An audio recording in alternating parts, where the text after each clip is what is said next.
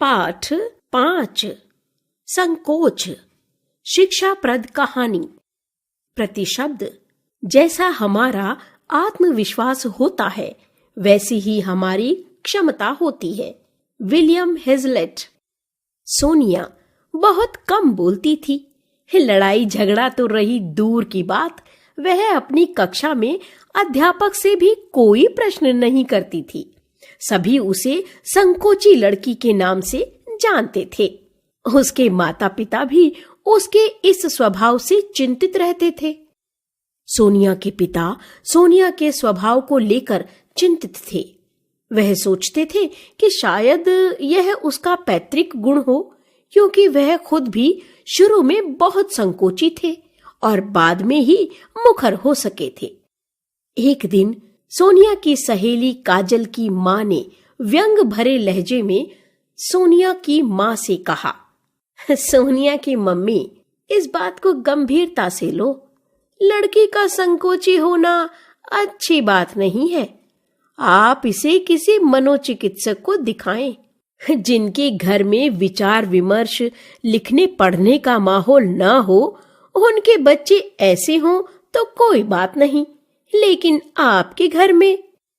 उन्हें काजल की माँ की बात अच्छी नहीं लगी थी।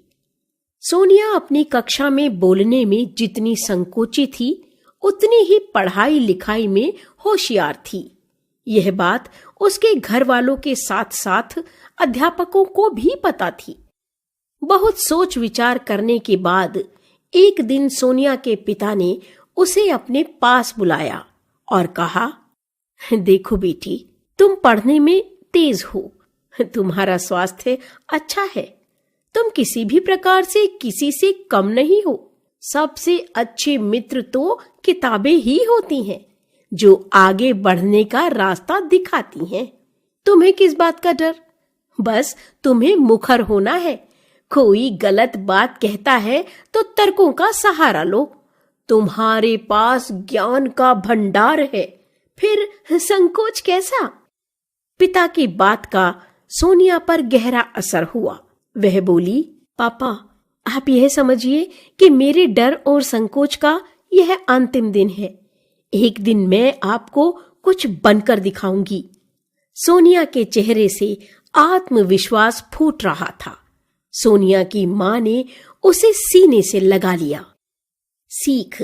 हमें संकोची स्वभाव का न होकर पूरे आत्मविश्वास और लगन से अपना कार्य करना चाहिए। शब्द संपदा। संकोची, झिझकने वाला। मुखर, बहुत बोलने वाला। मनोचिकित्सक, मानसिक रोगों की चिकित्सा करने वाला। चिंतित, परेशान। आत्मविश्वास, अपने पर भरोसा।